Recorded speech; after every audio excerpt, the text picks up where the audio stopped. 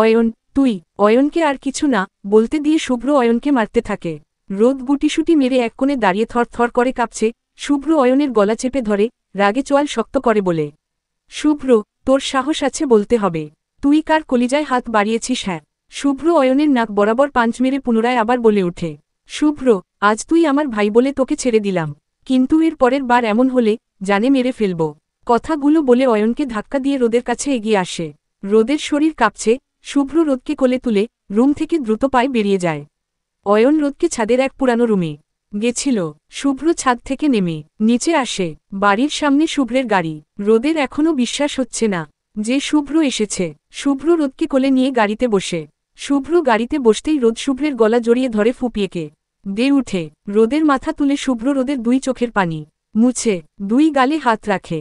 রোদ এখনও নাক টানছে, থেকে থেকে শরীর কেঁপে উঠছে। শুভ্রের এটা ভেবেই শরীরে কাটা দিচ্ছে, আজকে যদি সময় মতো না আসত তাহলে কি হতো। 2 দিন অফিসের কাজ কিছুটা কমে আসলেও সব শেষ হয়নি। এই 2 দিনে ব্যস্ততার জন্য রোদের সাথে সেরকম কোনো যোগাযোগ হয়নি।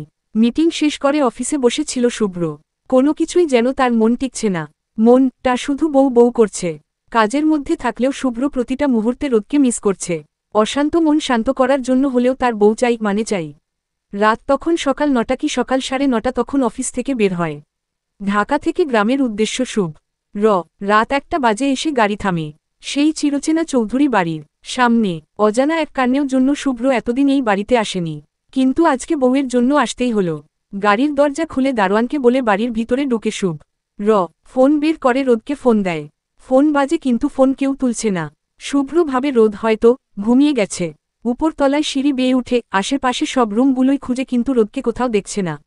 রোদ যেই রুমে থাকার কথা সেখানেও দেখছে না। শুভ্র রোদের ফোনের লোকেশন ট্র্যাক করে। ফোনের লোকেশন বাড়িতেই দেখাচ্ছে। শুভ্র কি ভেবে জানে ছাদের দিকে পা বাড়ায়। সে ভালো করে জানে রোদের যখন ঘুম আসে না তখন একা একা ছাদে যায়।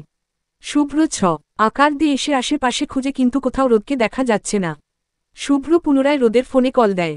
কল দিতেই ছাদের এক কোণে থেকে ফোনের আলো জ্বলে ওঠে। ফোন হয়তো সাইলেন্ট করা। শুভ্র ফোনের কাছে গিয়ে ফোন হাতে তুলে ভ্রু কুঁচকে তাকায়। মনে মনে বলে, রোদের ফোন এখানে থাকলে রোদ কোথায়? আবার কোনো বিপদ হলো না তো? আশেপাশে খুঁজে দেখে, কিন্তু কোথাও রোদ নেই। ছাদের এক পাশে একটা পুরানো রুম আছে। হঠাৎ একটা শব্দ আসে। শুভ্র দৌড়ে এগিয়ে যায় সেই দিকে। যেতেই দেখে রুমে দরজা হালকা চাপানো। দরজা খুলে রুমের ভিতরে ঢুকতেই আবছা আলোয় অয়নকে রোদের ওড়না হাতে। শুভ্রের বুঝতে আর অসুবিধা হয় না অয়ন কি করতে যাচ্ছে। রোদের কপালে শব্দ করে চুমু খেয়ে 2 গালে হাত রেখে বলে, শুভ্র, আমি এসে গেছি তো যান। কিচ্ছু হবে না, শান্ত হও প্লিজ। রোদ শুভ্রকে জড়িয়ে ধরে ডুকরে কেঁদে উঠে কাঁদতে কাঁদতে বলে, রোদ, আপনার কাছ থেকে আমাকে আলাদা করতে চায় অয়ন ভাই। শুভ্র, আমি বেঁচে থাকতে কখনোই কেউ তোমাকে আমার থেকে আলাদা করতে পারবে না। শুভ্র রোদকে কোলে করে নিয়ে গাড়িতে স্টার্ট দেয়। রোদ শুভ্রের বুকে গুটিসুটি মেরে আছে। গাড়ি চলছে তার আপন গতিতে। সকাল 8:30। রোদকে নিজের রুমে দেখতে না পেয়ে পুরো বাড়ি সবাই খোঁজাখুঁজি করছে, কিন্তু রোদ কোথাও নেই। হেনা বেগম চিন্তিত হয়ে ফোন দেয় শুভ্র কাছে। শুভ্র ফোন তোলার সাথে সাথে বলে দিচ্ছে, রাতে রোদক এ কার নিজের সাথে করে নিয়ে এসেছে। হেনা বেগমকে আর কিছু না বলতে দিয়েই সাথে সাথে কল কেটে যায়। হেনা বেগম ফোন হাতে নিয়ে সামনে থাকা রুহির দিকে তাকিয়ে আছে।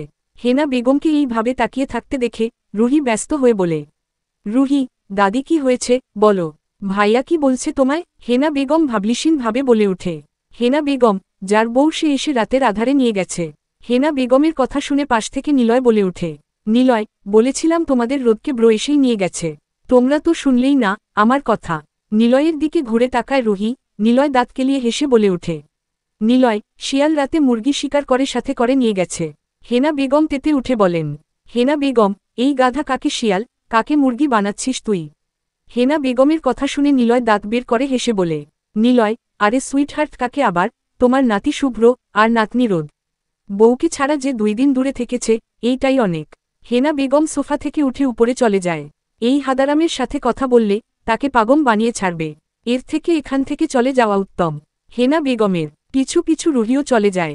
নিলয় হেনা বেগম রুহির যাওয়ার দিকে তাকিয়ে মিনমিন স্বরে বলে ওঠে, নিলয়, জীবন ওবায়দুল কাদের মতো হয়ে গেছে। যতই সিরিয়াস কথা বলি না কেন সবাই মজা ভাবে নেয়।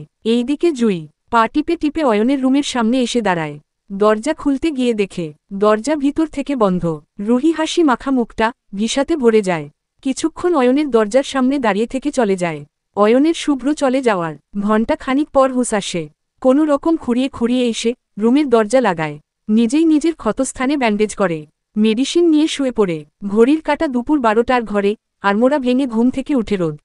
আশেপাশে তাকাতেই কাউকে না দেখতে পেয়ে উঠে বসে রুমের দিকে খেয়াল করতেই দেখে শুভ্রের সেই ফ্ল্যাটে যখন রাতের আধারে ঘুমের মধ্যে নিয়ে এসেছিল সেই রুমের বেডে উপর শুয়ে আছে রোদ। রোদের আস্তে আস্তে রাতে ঘটে যাওয়া সব ঘটনা মনে পড়তে থাকে। কাল রাতে অন্য এক অয়নকে দেখেছিল রোদ, যার মধ্যে ছিল রাগ, জেদ আর হিংস্রতা। রাতের কথা মনে করতেই রোদ ভয়ে আরও সিটিয়ে যায়। দরজা খোলার শব্দ পেয়ে সামনে দিকে তাকায়, শুভ্র দাঁড়িয়ে আছে হাতে খাবারের ট্রে নিয়ে। রোদের দিকে এক নজর তাকিয়ে রুমের ভিতরে ঢুকে শুভ্র টি টেবিলে উপর খাবার ট্রে রেখে রোদের দিকে এগিয়ে এসে দাঁড়ায়, তারপর বলে, শুভ্র যাও, ফ্রেশ হয়ে আসো, নাস্তা করবে। রোদ ঠায় সেই রকম বসে থাকে। রোদের হেলদোল না পেয়ে রোদকে কোলে করে নিয়ে ওয়াশরুমে ঢুকে। কিছুক্ষণ পর রোদ ফ্রেশ হয়ে ওয়াশরুম থেকে বের হয়। শুভ্র রোদকে কোলে করে নিয়ে সোফার উপরে বসায়। রোদের দিকে ফিরে হাতের খাবার প্লেট নিয়ে মুখের কাছে খাবার ধরে। রোদ ভাবলিসীন ভাবে বলে ওঠে, রোদ আপনি আমাকে ভালোবাসেন শুভ্র ভাই? শুভ্রের হাত থেমে যায়। রোদের দিকে ভ্রু কুঁচকে তাকায়। হঠাৎ এমন প্রশ্ন শুভ্র রোদের কথা এড়াতে আবার খাবারের লোকমা মুখের সামনে ধরে। রোদ শুভ্রের চোখে দিকে করুণ দৃষ্টিতে তাকিয়ে বলে, রোদ কি হলো বলছেন না কেন? উত্তর দিন। শুভ্র না শোনার ভান করে বলে, শুভ্র কিসের উত্তর দিব? রোদ শুভ্রের দিকে তাকিয়ে পুনরায় বলে ওঠে, রোদ ভালোবাসেন আমাকে? শুভ্র তোর কি মনে হয়? রোদ আমার যা মনে হয় সেইটাই কি সত্যি?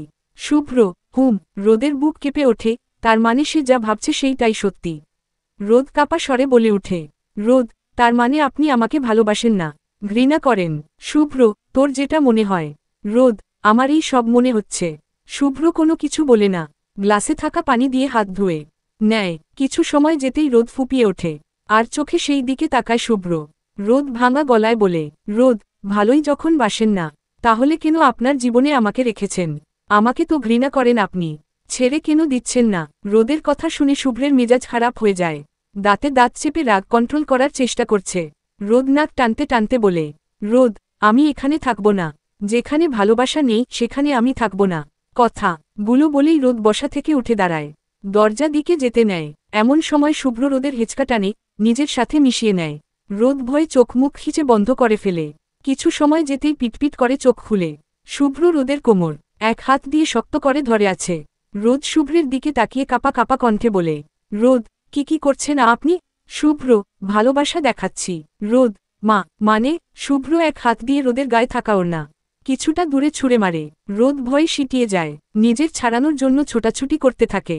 রোদকে নিজের সাথে আরও গভীরভাবে জড়িয়ে ফিসফিস করে বলে ওঠে, শুভ্র ভালোবাসি কিনা জানতে চেয়েছিলে না, সেটাই দেখাচ্ছি। রোদ আমি জানতে চেয়েছি, দেখাতে বলিনি। শুভ্র রোদের মাথায় টোকা দিয়ে বলে, শুভ্র এই ছোট মাথায় বললে কিছুই বুঝবে না, তাই দেখাচ্ছি। রোদ দেখুন ভালো হবে না বলে দিচ্ছি। শুভ্র লো কিছু এমনিতেই হবে না, চলো বউ খারাপ কিছু করি। রোদ অসভ্য লোক ছাড়ুন আমাকে, চাই না আপনার ভালোবাসা। শুভ্র জামাইকে এইভাবে বলে না বউ, আল্লাহ পাপ দিবে, তুমি জাহান্নামী হবে বুঝছ, তাই আমি যা যা বলি চুপচাপ শুনো। রোদ আমাকে ছেড়ে দিন, আমার ভালোবাসা চাই না। শুভ্র এটা বললে তো হবে না বউ, তুমি তো বললে যেখানে ভালোবাসা নেই সেখানে থাকবে না তুমি, তো আমি স্বামী হয়ে সেটা তো হতে দিতে পারি না, তাই চলো আজকে তোমায় ভালোবাসা দিব। রোদ নিজেকে ছাড়ানোর জন্য আরও ছোটাছুটি করতে থাকে, কিন্তু শুভ্রের সাথে পেরে ওঠে না। শুভ্র ঠোঁট কামড়ে হাসে, রোদকে নিজের কোলে তুলে নিয়ে বিছানার দিকে এগিয়ে যেতে যেতে বলে, শুভ্র বৃথা চেষ্টা করো না বউ, আজকে জমি চাষ করবই। আগামী পর্বের অংশ। কারো শক্ত হাতের থাপ্পড়ে ফ্লোরে মুখ থুবড়ে পড়ে রুহি পড়ে থাকা অবস্থায় ফুপিয়ে উঠে। ঠোঁট কেটে রক্ত পড়ছে, গালটা প্রচণ্ড জ্বলছে। আস্তে আস্তে উঠে দাঁড়ায়। সামনে থাকা মানুষ তার চোখের দিকে তাকানোর সাহস তার নেই, তাই মাথা নিচু করে আছে। এমন সময় সামনে থাকা মানুষটি বলে উঠে,